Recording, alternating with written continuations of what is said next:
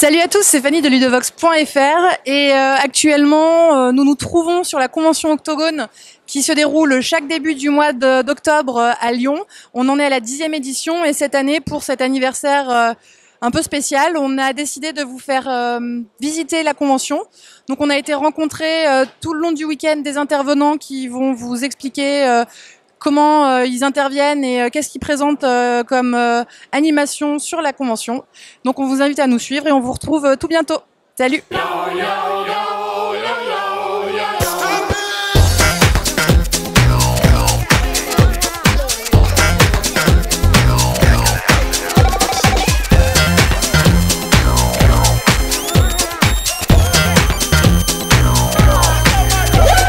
Bonjour Henri. Salut Fanny. Comment ça va? Je suis fatigué mais ça va super bien.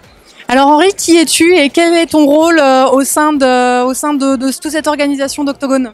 Alors moi je m'appelle Henri Bendelac, je suis un bénévole comme les autres, mais je suis aussi le président de la Fagira, la structure qui organise Octogone. Est-ce que tu peux nous détailler un peu plus ce qu'est la Fagira, s'il te plaît?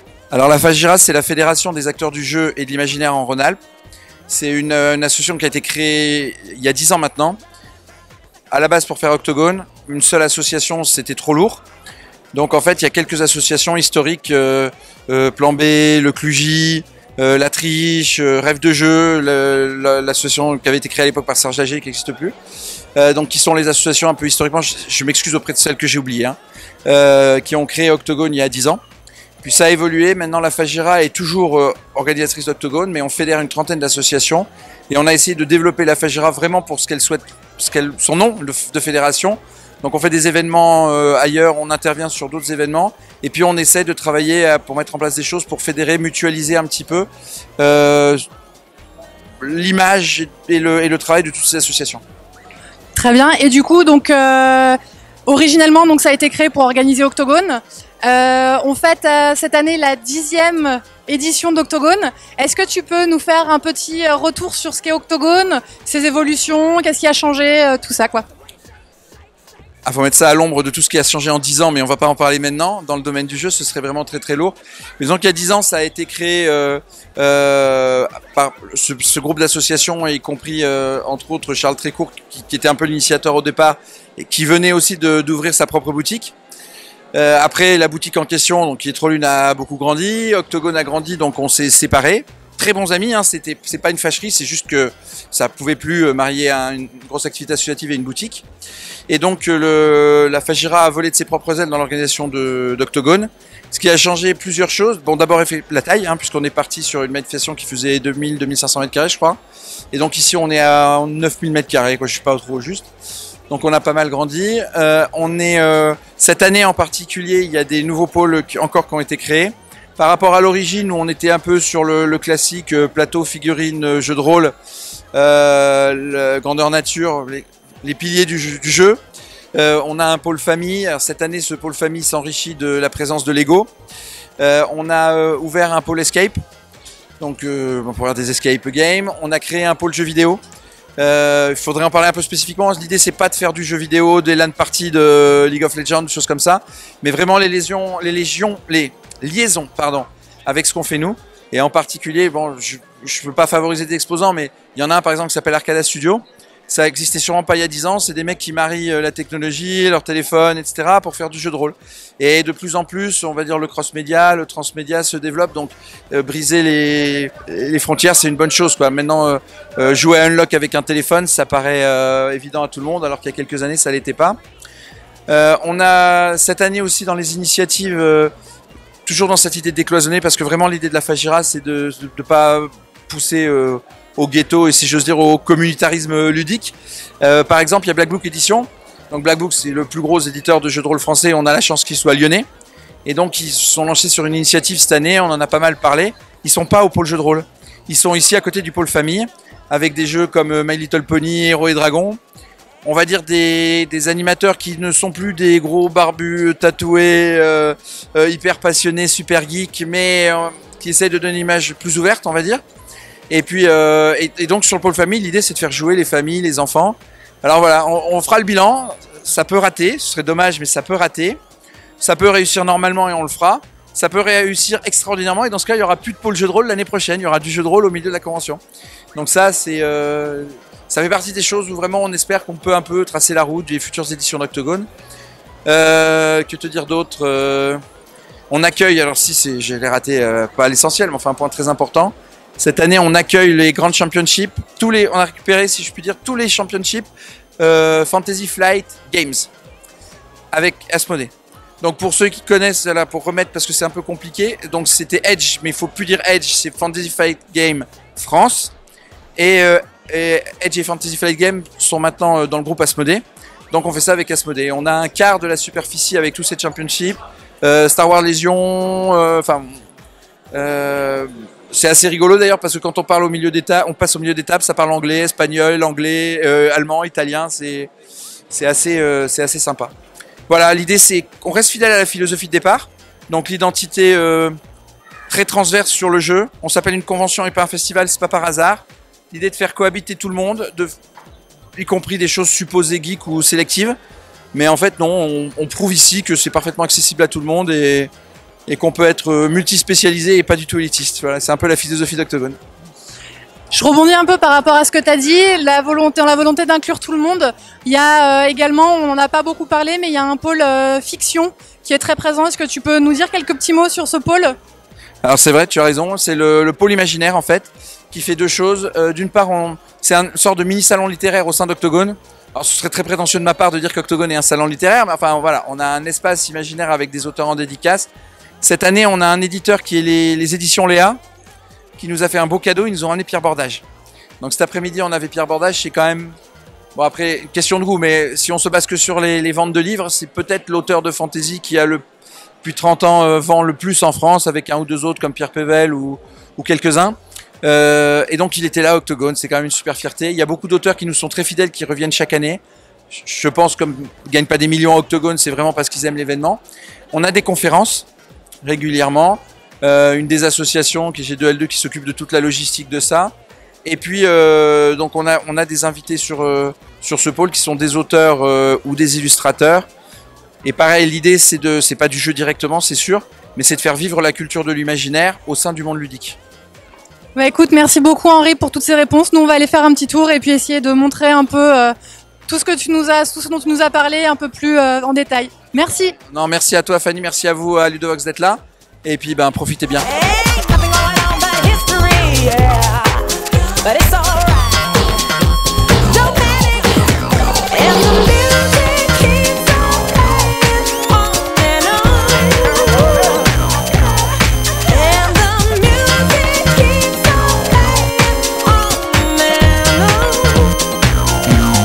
Bonjour Cécile. Bonjour. Alors, qui es-tu et qu'est-ce que tu viens faire sur Octogone ? Alors, je suis Cécile de la société Ludic Event. On crée des jeux personnalisés et on en a créé un spécialement pour Octogone. C'est des escape games sur carte. En fait, tu vas construire le plateau au fur et à mesure que tu avances dans l'aventure. Le jeu se joue de 2 à 6 joueurs et ils vont incarner des personnages qui ont des capacités spéciales qui vont les aider à collaborer et à travailler ensemble pour résoudre les différentes énigmes. Du coup, Ludic Event, c'est une société, c'est ça ? Exactement. Et alors, elle existe depuis combien de temps ? On est créé depuis 1 an. On a fêté notre premier anniversaire le 13 septembre de 2019. Ok, et du coup, vous intervenez auprès de quelle structure ? Est-ce que c'est des manifestations ? Est-ce que vous êtes démarché par des entreprises ? À qui ça s'adresse en temps normal, ces escape games ?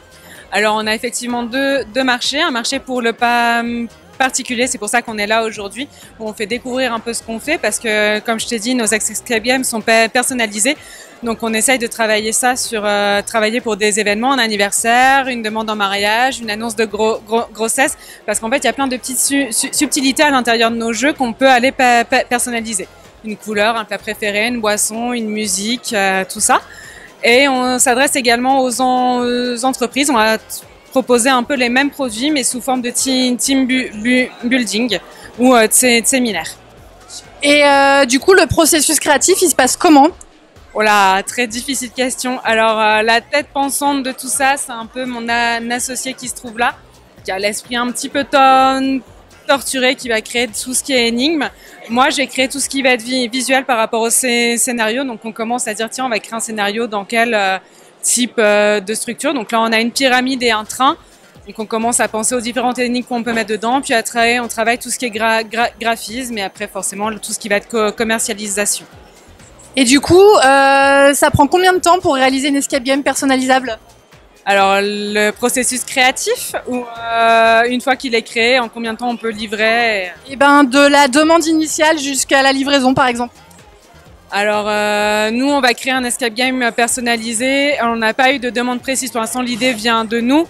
On va mettre à peu près 1 mois dans la création. Mais une fois qu'on a créé le processus pour le personnaliser, en 1 semaine, on peut livrer un jeu.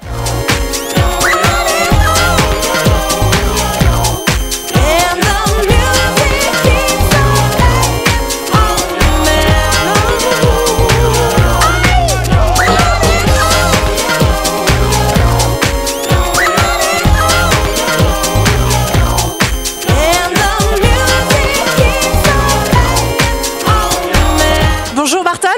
Bonjour Fanny. Est-ce que tu peux te présenter, nous dire ce pourquoi tu es là aujourd'hui et quelle association tu représentes? D'accord, du coup, moi c'est Barton, je représente l'association G2L2 Corp en tant que coordinateur événementiel. Aujourd'hui à Octogone, on propose un stand jeux vidéo. Le stand jeux vidéo à Octogone, ça fait 2 ans qu'on est dessus maintenant. C'est un peu en test encore, on a un tout petit espace, on essaie de voir comment le public réagit à ça, parce qu'Octogone ça fait 10 ans et ça fait seulement 2 ans qu'il y a des médias un petit peu plus larges. Donc voilà, aujourd'hui on propose au public d'Octogone un espace jeu vidéo, on regarde comment ça c'est appréhendé par le public et si ça adhère. Et du coup, vous proposez quel genre de jeux vidéo? Est-ce que c'est est-ce que ça va être du e-sport ou pas du tout? Alors non, nous on a plutôt tendance à proposer du jeu vidéo qu'on appelle convivial en fait, donc plutôt du familial avec des jeux qui sont jouables immédiatement et avec n'importe quel niveau, on peut s'amuser en famille avec des amis. Donc voilà, plus ouvert grand public, familial. Est-ce que vous organisez des tournois ou est-ce que c'est vraiment juste de la découverte et de la démo? Alors actuellement, Octogone, on ne propose que de la découverte. Peut-être dans le futur, on proposera plus de tournois. On restera toujours dans le domaine familial, dans le domaine convivial, avec peut-être des lots à gagner, mais jamais, nous, on n'est pas spécialement partisans pour ce côté e-sport très compétitif. Le jeu vidéo, c'est quand même quelque chose qui est très installé. Peut-être plus que le jeu de société, je dirais. Est-ce que vous avez une très très grosse fréquentation ou par rapport aux autres événements que vous avez l'habitude de couvrir, c'est comment? Tu veux dire par rapport à Octogone? Au niveau couverture sur Octogone, on a du public en permanence. C'est jamais très très rempli. Après, on est venu avec un setup assez classique. Les gens se posent, jouent une vingtaine de minutes. On a en permanence un petit peu de monde, mais c'est jamais très très rempli. Et du coup, G2L2, est-ce que tu peux revenir un peu sur l'association, la présenter, depuis combien de temps elle existe et quel genre de manifestation elle couvre? Ouais. Du coup, G2L2, c'est une association qui existe depuis 2011. On est une association de promotion de la culture geek, donc c'est important dans le sens où on fait vraiment de l'événementiel. Le jeu vidéo, c'est une petite partie de ce qu'on propose. C'est la partie la plus visible parce qu'on est très présent sur des événements comme la Japan Touch, les 24 heures de l'INSA ou encore d'autres événements un petit peu plus éloignés. Mais on propose également des événements dans du coup, le jeu de rôle, la figurine, le plateau, comme le Fumble Fest par exemple, qu'on propose chaque année depuis maintenant 5 ans. Et le Gaming Gun qui est plus orienté du coup jeu vidéo pour le coup, avec également une partie pop culture qui couvre le manga, les comics, le cinéma, la technologie et tout ce qui peut se rapprocher à la geek culture qui est extrêmement large. Et toujours dans ce but de partager la passion de nos membres, notre passion à nous, avec un public le plus large possible, en vulgarisant un petit peu nos passions à des gens qui ne sont pas forcément habitués à ce milieu-là. Du coup, j'imagine aussi que la sélection de jeux que vous décidez d'emmener, elle va pas forcément être la même selon la manifestation. Est-ce qu'il y a... Là, c'est quoi comme type de matériel que vous avez? Alors là, on a sorti principalement un setup console avec en partie du next-gen, avec des PS4, mais également pas mal de rétro.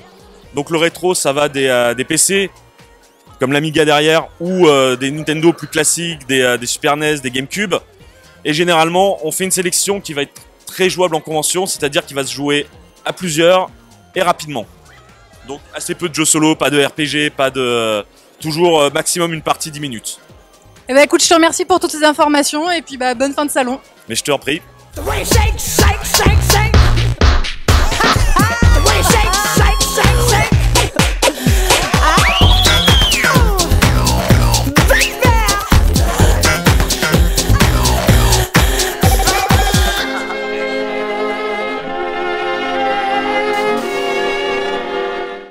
Alors, on est donc actuellement sur le stand Grandeur Nature de la convention. Je suis en compagnie de Flavien, qui est un adhérent de la Camarilla. Salut Flavien. Salut, bonjour à tous.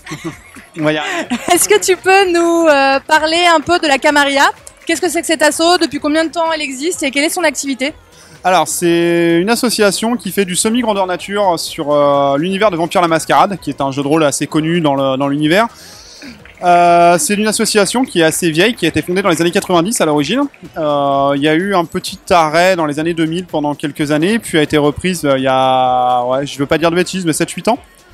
Entre temps, ça a pas mal évolué. Ça fait maintenant 5 ou 6 ans que j'y suis. J'ai fait partie du CA. J'ai pris pas mal de responsabilités ici et aussi je me suis pas mal engagé.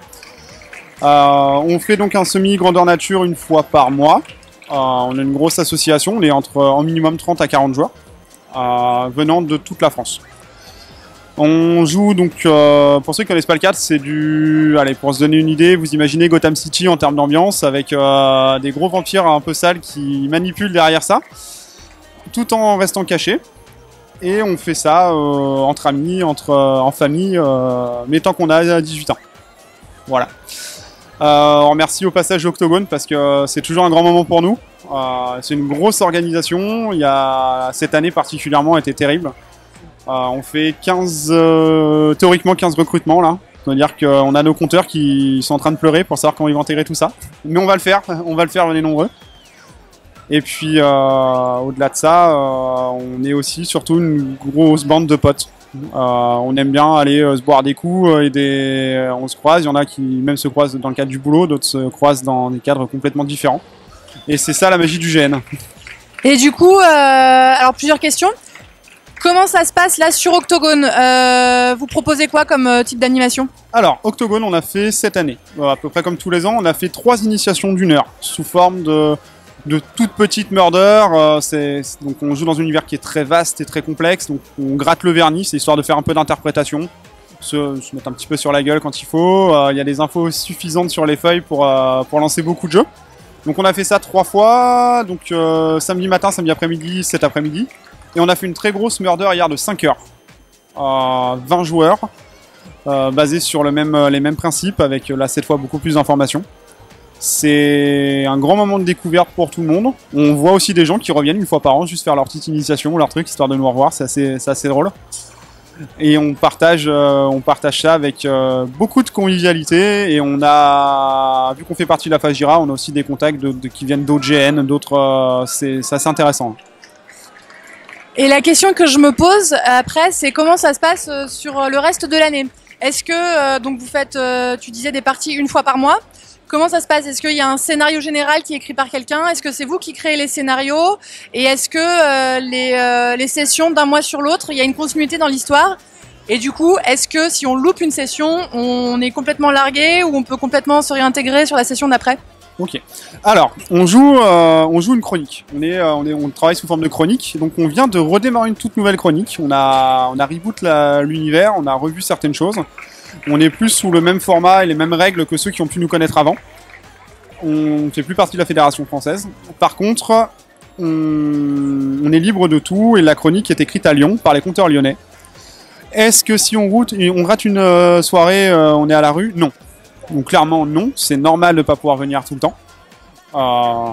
Donc il y a toute une continuité qui est faite. En moyenne, nos chroniques durent plusieurs années. Je sais pas pour celle-là, je fais pas partie du compte et je ne veux pas avoir les infos. Mais normalement, ouais, c'est des chroniques de plusieurs années. On est beaucoup, il y a du turnover sur les persos parce qu'on est en paire en route. Et donc comment ça se passe si on rate une soirée? Et déjà il y a les copains qui nous informent. Il y a entre les deux parties, souvent il y a des gens qui se font des petits RP par mail ou qui se croisent à droite à gauche pour faire un truc. Et là-dessus, on a des petites actions qui sont faites, ce qui permet d'être toujours maintenu au courant. On ne sera jamais pénalisé parce qu'on rate des soirées, c'est une volonté de notre part, c'est normal. Voilà, il y a des gens qui ont une vie, on a tous une vie. Le jeu c'est le jeu, le reste c'est le jeu. Et derrière ça, cette chronique a une continuité qui est permanente et qui s'adapte en permanence. C'est-à-dire que nous, on ne souhaite pas que le cadre soit fait et que les actions de joueurs, même si elles doivent faire sortir le cadre de ses rails, ne fasse pas sortir le cadre. Chez nous, c'est hors de question. Le compte s'adapte en permanence, et s'adapte qu'au jeu de joueurs. Et on ne cherche que l'interprétation au top. Et du coup, est-ce qu'on peut intégrer facilement une session qui aurait démarré il y a 3 mois, ou il faut qu'on attende le début d'une prochaine chronique pour s'intégrer si on veut rejoindre l'association et le jeu? On intègre tout le temps, en permanence. Les backgrounds sont créés avec le compte, donc pour faire très vite, le compte demande « Créez-moi un humain ». Voilà, un personnage humain, qu'est-ce qu'il a fait dans sa vie, comment il pense. On a tout un super questionnaire avec des réponses à donner, à intégrer dans ce background qui permet de créer de la substance. Voilà, ce qui fait, comme notre compteur référent aime le dire, ce qui fait qu'on regarde dans le vague avec ce qu'on se rappelle il y a 80 ans. Et derrière ça, un background vampirique est créé à 4 mains avec le compte, qui est intégré dans un clan, enfin dans une région, et qui donne déjà des liens entre les personnages, de l'information sur la chronique. Souvent, un nouveau perso amène de nouvelles informations, donc il est réellement intégré à un but. On n'a pas de perso qui ne servent à rien. Très bien. Et j'avais une dernière question. Comment ça se passe la préparation d'une session de jeu? Est-ce qu'il y a un scénario qui est donné en amont, ou est-ce que c'est le soir de la session que vous découvrez le scénario, quoi, comme dans une murder classique entre guillemets, ou voilà, comment ça se passe? Alors, étant donné qu'on a un scénario entre guillemets permanent, il y a une raison d'être présent. Parce que sinon on pourrait se dire mais pourquoi ces 30 là ils sont là, enfin, il y a une vraie raison d'être présent. Cette raison elle est donnée à l'avance, que souvent c'est sous forme d'une invitation, d'une convocation ou de quelque chose en fonction des aléas du jeu. On ne sait pas d'un mois sur l'autre ce qui va se passer parce que ce sont des décisions qui sont prises par le compte avec soit les membres qui reçoivent ou à leur organisation en fonction des actions qu'ils ont eues et de tout ce qu'il en est découlé. Donc c'est vrai qu'on arrive en se disant qu'est-ce qui va se passer, on ne sait jamais ce qui va se passer à l'avance, par contre on sait pourquoi on va jouer et on sait où on va jouer. Ça fait partie du RP, tout est donné, on a un forum qui simule un peu la vie quand on n'y est pas, et en fait tout est géré par, les annonces sont faites par ce forum. Du coup, on n'est pas forcément convoqué chaque mois? Alors, c'est toujours compliqué d'avoir la différence entre le jeu et l'humain. Tous les mois, on estime qu'il y a au moins une soirée, il y a toujours une raison qui est trouvée, on a suffisamment d'imagination pour ça. Après, on convoque la cour, on ne convoque pas des gens personnellement, donc on convoque une cour, libre aux gens de venir ou de ne pas venir. S'ils ne viennent pas, alors souvent en fait s'ils viennent pas c'est parce qu'ils ne sont pas disponibles humainement, et il y a toujours une raison qui est trouvée, pourquoi ils ne sont pas là, enfin il n'y a pas de souci. Et alors dernière question un peu plus généraliste sur le grandeur nature en général. Est-ce que quand on vient, on est obligé de jouer, incarner réellement son personnage? Je me demande d'ailleurs est-ce que c'est possible de rester un minimum détaché ou pas, parce que ça demande quand même du coup un jeu d'acteur, mais si on se sent pas acteur dans l'âme, mais qu'on a quand même envie de prendre part à l'aventure, est-ce que ça fonctionne? Est-ce qu'on est obligé d'être costumé? Est-ce que voilà, même si on a l'envie, mais qu'on n'a pas forcément les moyens de suivre, c'est possible? Oui, tout est possible. C'est une volonté de notre part là-dessus. Alors c'est vrai qu'on aime l'interprétation, on aime ce genre de choses.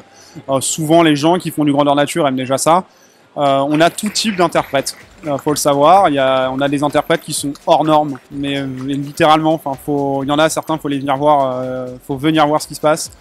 Et on en a d'autres qui sont un peu plus réservés, qui ont un peu plus de difficultés sociales ou autres, et qui au début sont un petit peu dans le coin, un petit peu à l'écart. Ça c'est quelque chose auquel nous on fait attention, c'est-à-dire qu'on a une bienveillance permanente quand même là-dessus, on fait très attention. Donc même si des fois ça sort un peu du cadre du RP, on va plutôt chercher ces joueurs pour leur donner des choses, pour que qu'ils s'intègrent au truc. Et ça prend bien, on voit des vraies évolutions sur certains interprètes, et ils reviennent. Des fois on se dit des fois on voit les gens, on se dit putain c'était peut-être un peu dur là pour eux, et non finalement ils sont toujours là, ils reviennent, ils sont contents. Au débrief ils nous disent qu'ils sont contents, donc ok. Ça c'est cool. Au niveau du costume, alors il y en a, c'est pareil, comme on a de tous les univers sociaux, on a de tous les univers budgétaires. Il y en a qui ont des costumes extraordinaires, il y en a d'autres qui viennent avec les moyens du bord. La seule chose qu'on demande, c'est ne venez pas en vous-même. C'est-à-dire que si vous êtes toute la semaine dans telle tenue parce que vous travaillez comme ça, essayez de faire un peu autre chose qui vous différencie, ouvrez votre armoire en dissociant des choses, vous allez réussir à faire quelque chose. C'est la chose qu'on demande, et déjà rien que cette immersion que ça crée, naturellement, même les plus timides arrivent à faire quelque chose parce qu'on est tous dans la même situation. Et on a eu des retours de certaines personnes qui se trouvent aujourd'hui socialement plus à l'aise depuis qu'ils ont commencé ça. Eh ben écoute, je te remercie pour toutes ces réponses.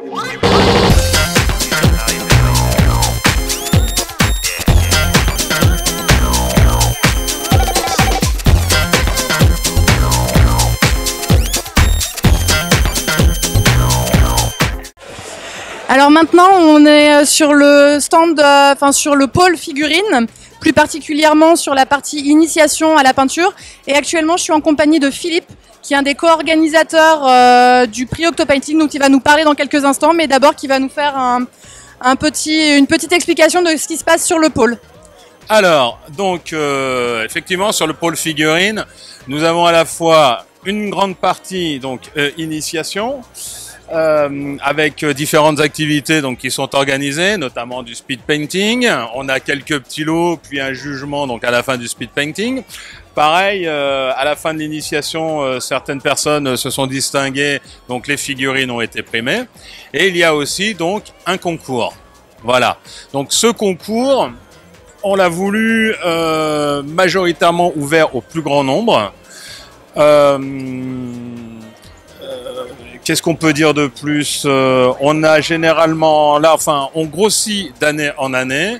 Là, on a dépassé, on arrive pratiquement à 60 concurrents cette année. Et sinon, il ressemble de plus en plus, vu le niveau, au concours traditionnel qu'on peut avoir à l'extérieur.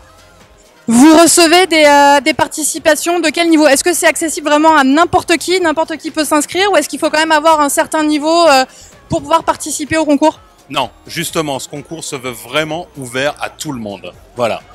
Et c'est pour ça que on peut venir inscrire une pièce, s'entraîner, peindre, assister aussi aux démonstrations. Le gros avantage, c'est qu'avec l'espace qu'on a, on peut organiser sur des thématiques, plein de thématiques différentes, justement, un bon nombre d'initiations et de démonstrations. Voilà. Ce sont généralement des peintres confirmés, des peintres pros, des passionnés. Et le point commun de tous ces gens, c'est qu'ils veulent échanger et transmettre. Et ça, c'est primordial. Et du coup, les figurines qui sont présentées au concours, c'est des figurines qui ont été peintes exclusivement sur la convention, ou c'est des figurines qui ont pu être peintes à l'extérieur de la convention? Non, pour beaucoup, ce sont des figurines quand même qui ont été peintes à l'extérieur. Voilà. Est-ce qu'il y a plusieurs catégories dans ce prix, où tout le monde concourt les uns par rapport aux autres? Non, on a plusieurs catégories. Ça démarre avec les juniors, voilà, jusqu'à 16 ans. Ensuite, on a les catégories, les niveaux classiques, débutants, confirmés et master. Voilà, ça, ce sont les trois grands niveaux, les trois niveaux, qui sont ensuite divisés en sous-groupes. Voilà, on a les peintres, de la peinture, les dioramas, de la sculpture. On a vraiment beaucoup de niveaux, beaucoup de catégories qui peuvent concourir. C'est quoi un diorama? Un diorama, c'est une mise en scène, une interaction entre plusieurs figurines, comme une photographie. Voilà, on nous prend en photo, on nous immortalise en figurine, on a un diorama. Et du coup, les gens peuvent présenter vraiment des figurines qui appartiennent à n'importe quelle catégorie, dans le sens, ça peut être des humains, ça peut être des animaux, ou est-ce qu'il y a quand même une thématique qui guide les figurines qui sont présentées? Non, justement, le concours est open. On n'a pas voulu faire de restrictions sur des thématiques. Eh ben écoute, merci beaucoup Philippe.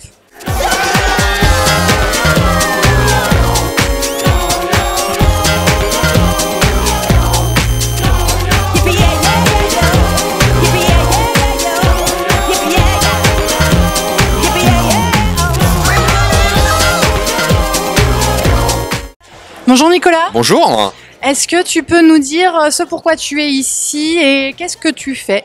Alors, pour FFG, je m'occupe du jeu organisé, donc je m'occupe de organiser, mettre en place tout le cycle de tournoi pour plein de jeux qui existent chez FFG, tous les jeux qu'on dit compétitifs. Donc là, aujourd'hui, on organise 7 Grand Championships qui sont l'équivalent de championnat de France pour 7 jeux. Donc on a Star Wars Destiny, Star Wars X-Wing, je vais faire tous les Star Wars parce que ça, Star Wars Légion, Star Wars Armada et Star Wars Assaut sur l'Empire, et en plus Légende des 5 Anneaux et Keyforge. Le seul petit manquant, c'est le Trône de Fer qui se déroule la semaine prochaine, qui est organisé par la communauté dans un autre endroit. Est-ce que ces grandes championships, c'est toujours le même calendrier? Est-ce que ça se déroule toujours les championnats en parallèle comme ça sur un événement unique? Ou est-ce que là c'est un événement que vous avez créé entre guillemets spécialement pour la convention? Alors chaque année, on doit organiser, nous en tant que représentants FFG France, c'est à notre charge d'organiser le Grand Championship ou le Championnat de France comme on veut, comme on l'appelle. Donc on cherche chaque année comment le faire. Les années précédentes, par exemple, on organisait le Championnat de France des jeux Star Wars où on mettait que du Star Wars, mais on le faisait à Charenton, à Paris. Et là, cette année, on voulait le faire autre part qu'à Paris. Donc on a cherché, on s'est arrangé avec Octogone, ça nous semblait pas mal. Et on a rajouté en plus Keyforge qui était un nouveau jeu et L5R qui avait pas eu de championship l'an dernier. Le Game of Thrones, comme il est un peu plus ancien et que la communauté est bien organisée, ils ont dit ah, nous on préfère le garder pour nous. On a fait ok, pas de problème. Voilà. Donc c'est un essai cette année. Et du coup, par rapport à Keyforge qui jusque-là avait pas son championnat, est-ce que c'est quelque chose qui va être pérennisé à l'avenir ou pas? Ah oui, il y a une volonté, Keyforge chez FFG c'est super important, donc il y a une volonté de pérenniser deux types de circuits. Donc le circuit, on va dire, friendly, avec des championnats de France où on gagne des petits goodies, etc. Et puis là, ce qu'ils ont annoncé dernièrement à la fois sur FFG US et FFG.fr, qui est le prix avec du cash prize, qui est une nouveauté. Donc à partir de 2020, il y aura des tournois Keyforge cash prize. Mais là, il y aura que 10 tournois dans le monde, plus un tournoi final.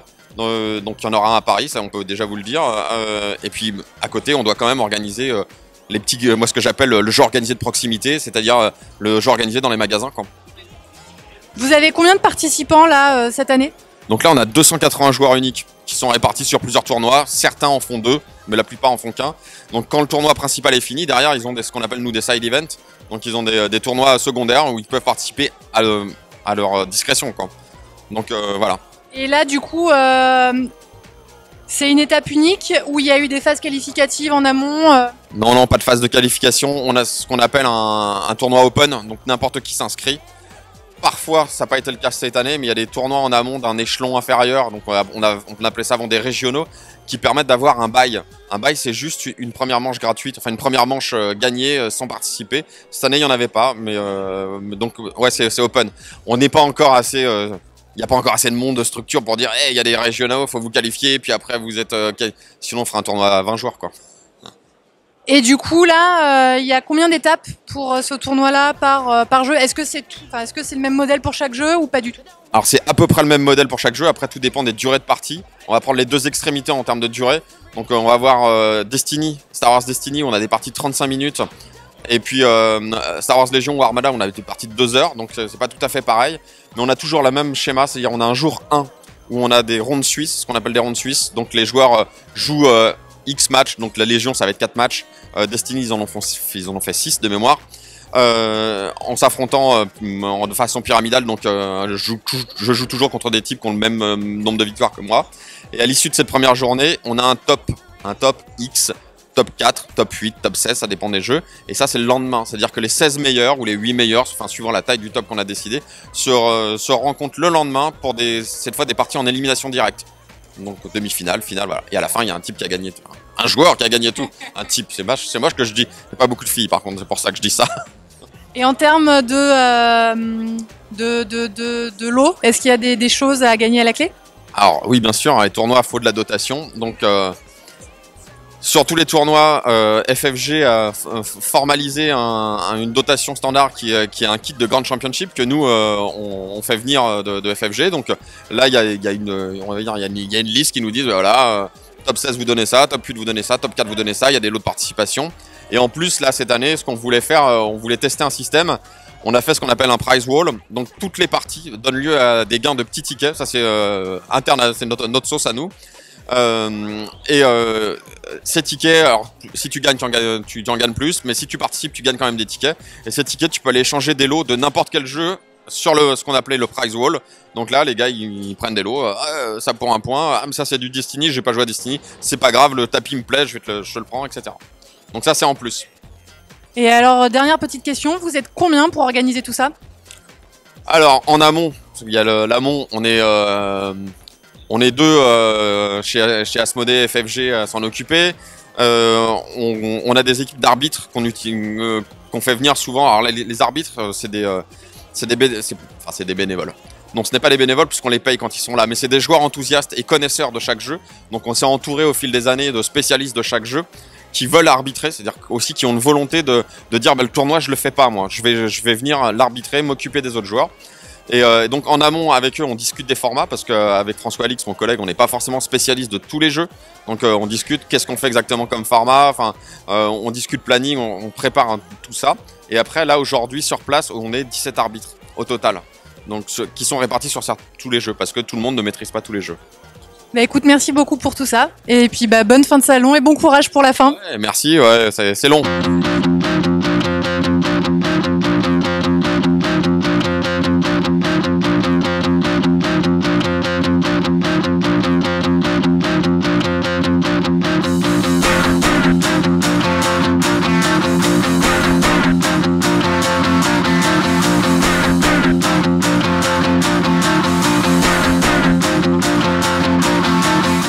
sur le pôle plateau et plus particulièrement sur la zone qui est réservée aux jeux dits accessibles. Je me trouve en compagnie de Gladys, qui est la fondatrice de l'association Ludiversité, et de Xavier Méran, qui est le fondateur d'Accessi-Jeux, c'est ça. Et écoutez, je vais vous demander à chacun à votre tour, en commençant par Gladys, de présenter un peu les associations, pourquoi vous les avez créées, et voilà, parler un peu du parcours des associations. Bonjour. Donc, Ludiversité, c'est une association d'accompagnement à la différence par le jeu. Du coup, on propose des jeux adaptés à tous les publics pour qu'on puisse jouer tous ensemble, et les personnes qui voient et les personnes qui voient pas, et tout type de public. On fait des animations de rue, des animations dans les écoles, dans les centres sociaux. On fait à la fois de l'animation et de la sensibilisation. Les personnes peuvent se bander les yeux pour essayer les jeux les yeux fermés, ou en regardant et en jouant normalement avec les personnes non-voyantes. C'est une association qui a été créée en quelle année, et quel genre de jeux on peut retrouver dedans? Est-ce que c'est des jeux qui sont déjà existants? Est-ce que c'est des jeux que vous fabriquez, que vous créez de A à Z? Est-ce que tu peux nous expliquer un peu plus? Donc c'est des... l'association déjà a été créée fin 2012. En fait, c'est venu du fait que ma vue ayant baissé fortement, en fait, je me suis rendu compte que j'étais beaucoup plus dans les associations pour déficients visuels et moins dans les activités classiques avec ma famille. Et moi, ce que je voulais, c'est qu'on puisse jouer tous ensemble. Donc, c'est pour ça qu'on a créé un petit peu Ludiversité, pour que ça puisse être en mixité avec tout le monde.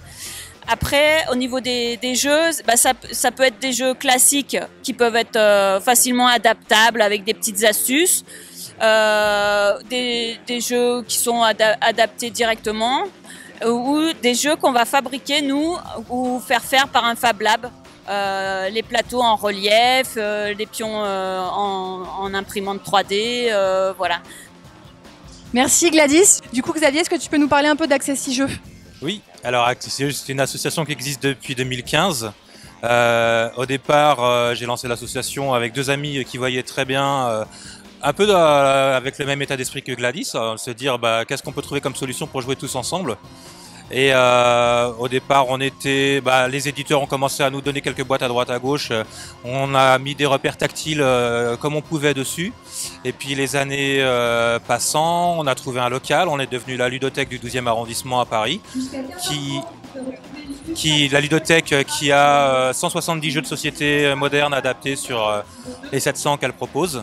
Et on est par ailleurs une boutique en ligne de jeux de société sur laquelle se fournissent des particuliers déficients visuels, mais aussi du coup des bars à jeux, des ludothèques et quelques festivals.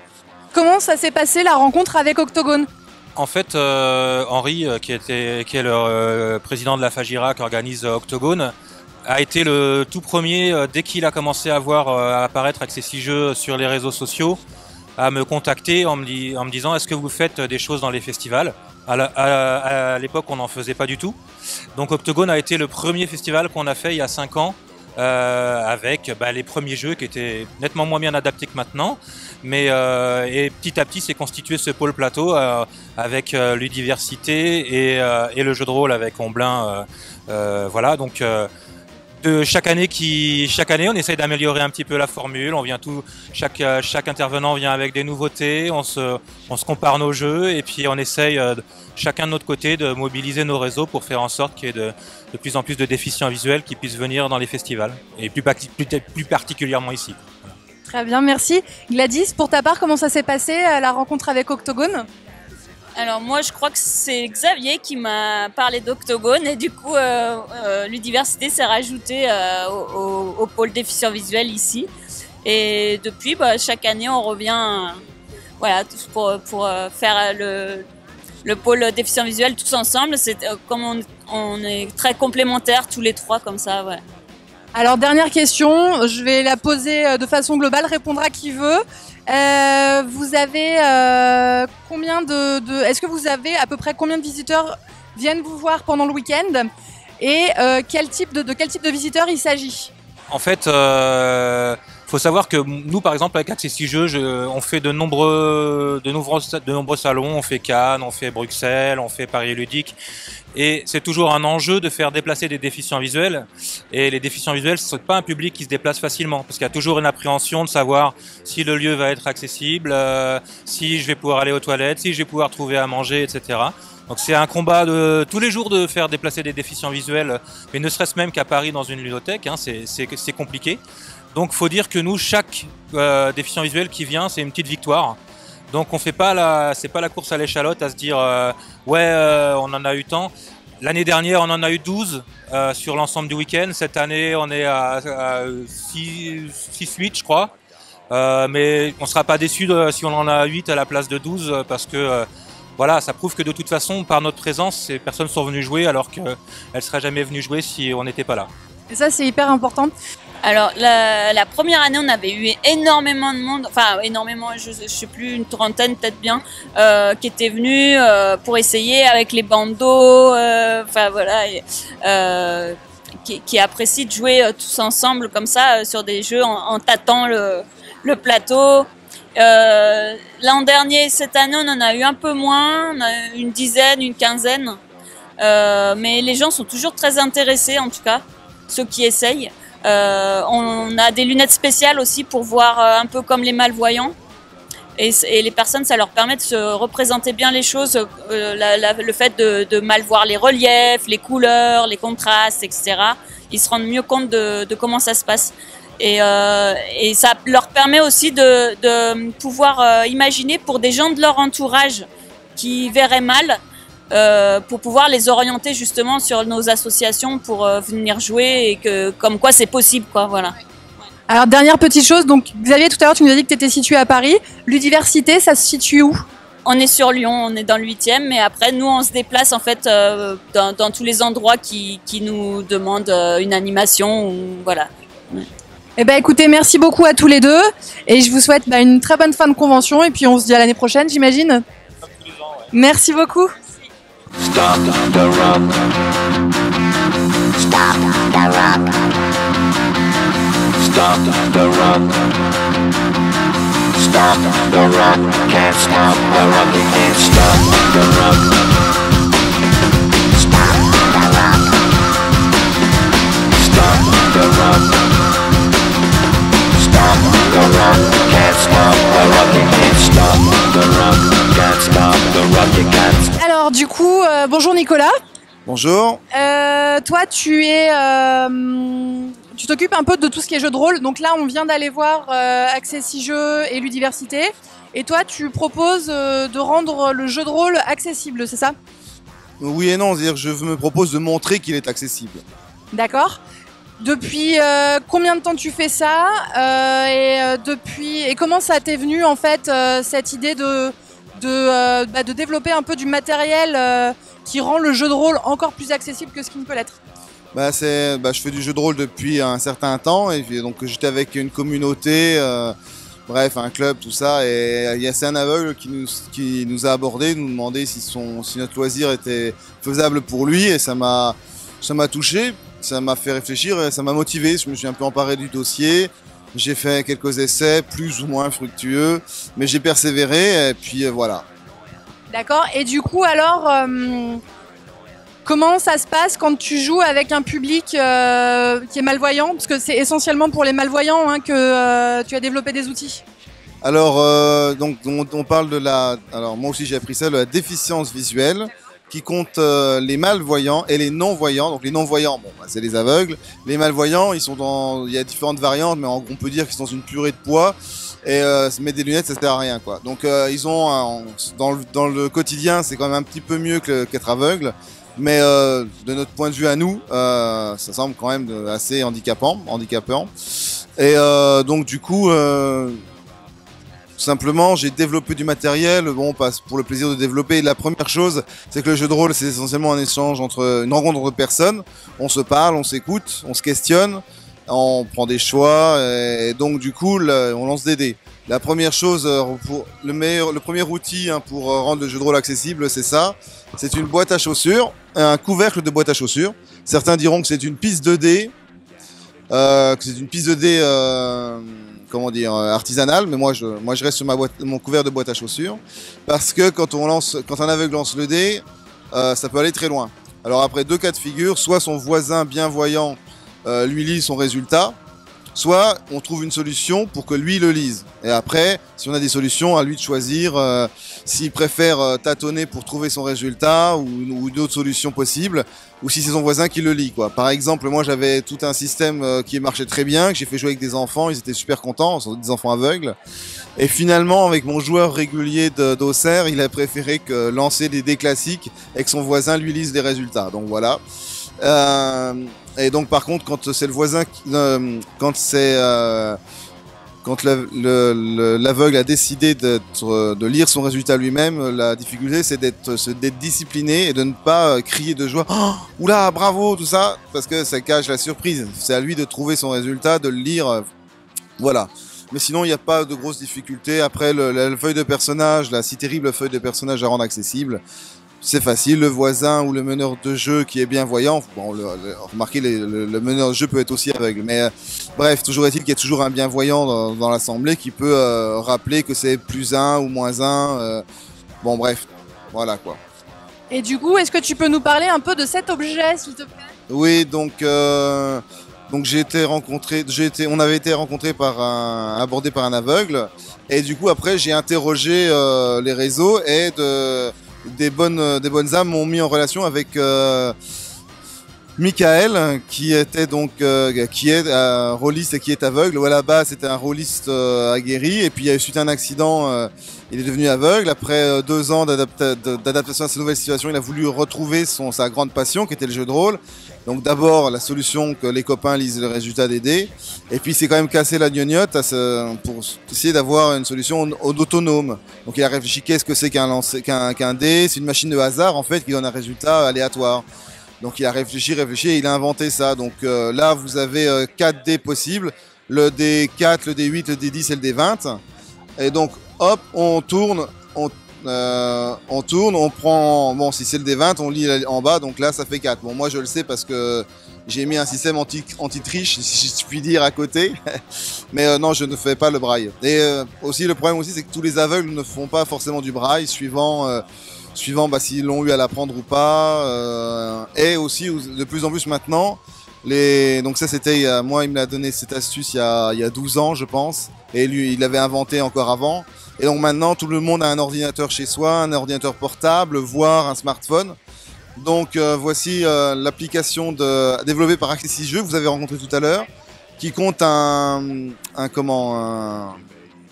piste de dés. Donc on dit le nombre de dés qu'on veut et le type de dés. Donc moi je reste accroché à mon dé 20.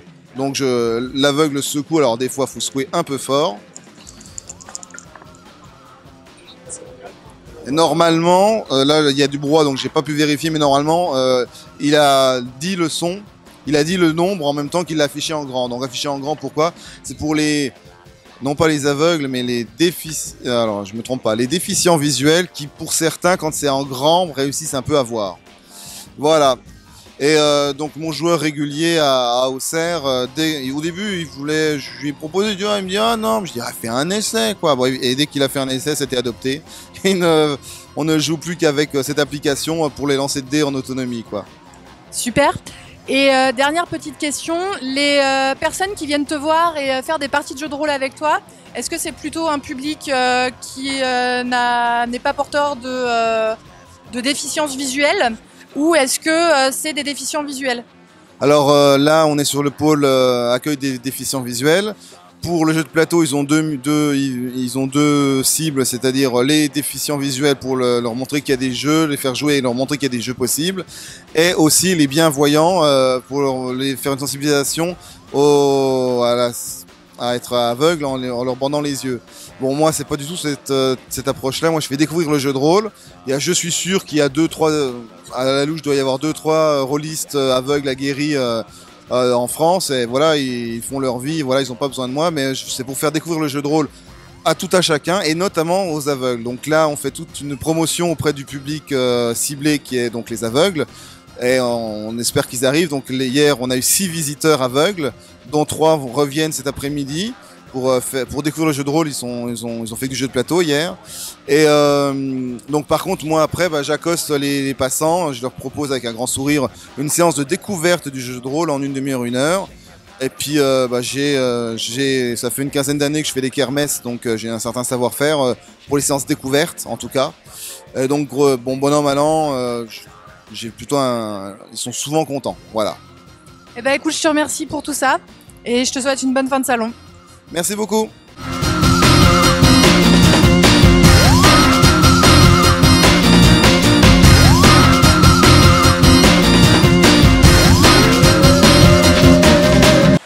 Je me trouve actuellement sur la zone jeu de demain, si on peut dire, en compagnie de Florent Mortier, qui est le responsable de la zone. Florent, est-ce que tu peux nous parler un peu de ce qui se passe comme activité sur cette zone, s'il te plaît ?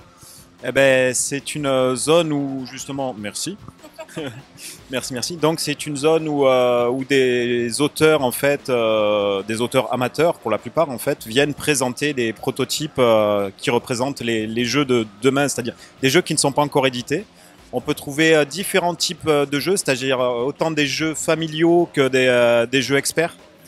Et donc ils viennent sur. Alors il y a deux parties en fait. On a une partie où on a une sélection en amont fait par l'équipe bénévole d'Octogone, où on a une sélection de prototypes qui participent à un tournoi pour une remise de prix sur un jeu public ou un jeu expert. Et après, on a une zone de présentation libre où les autres auteurs, soit qui n'ont pas été sélectionnés pour le tournoi, soit qui viennent simplement pour présenter leur prototype, s'installent et font découvrir leur jeu sur tout le week-end. Et ça représente à peu près combien de participants cette zone ? Alors cette année, on est à peu près 56 participants. Voilà, il y a eu non, même un peu plus. En fait, dans la sélection, on a eu 56 inscrits. Bon, on en a sélectionné 5 de chaque catégorie, c'est-à-dire 5 en tout public et 5 en expert. Ça fait donc ces 56 participants, sans compter ceux qui sont inscrits après sur les zones libres, une dizaine de plus. Donc on n'est pas loin des 60 à 70 participants sur l'événement. Et ça grossit d'année en année. Les zones proto sur tous les événements, en fait, en général, que ce soit ici à Octogone ou sur d'autres événements à travers la France, ça se développe. Il y a vraiment un potentiel créatif en France qui explose, quoi.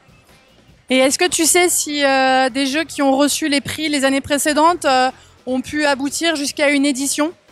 Alors oui, j'ai pas de nom qui me viennent en tête là directement, mais je sais qu'il y en a qui ont abouti sur une édition ou qui sont en cours d'édition, comme